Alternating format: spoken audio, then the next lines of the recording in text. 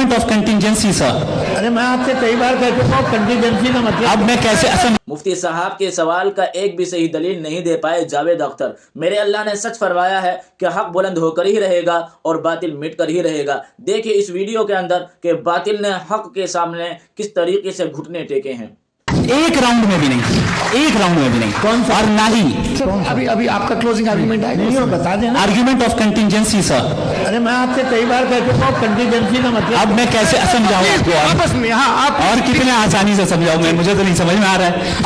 आप अपनी कंटिजेंसी उर्दू में बोल सकते हैं। आप अपनी बात पूरी कर ले जी। आखिरी 4 मिनट। दूसरी चीज, आपने एक तो इसका जवाब नहीं दिया, दूसरा आपने गॉड के न होने पर कोई डेफिनेटिव आर्ग्यूमेंट नहीं दिया, सिर्फ मजहब पे बात कर रहे हैं आप। मजहब तो आज हमारा टॉपिक ही नहीं था।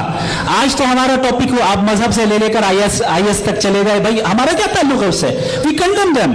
और उसका गॉड से क्या ताल्लुक है? अगर कोई गलत काम कर रहा है, किसी ने किसी को कत्ल किया, किसी ने किसी का रेप किया, उसको सजा मिलनी चाहिए। और आपके पास कोई भी rational strong foundation of morality नहीं है।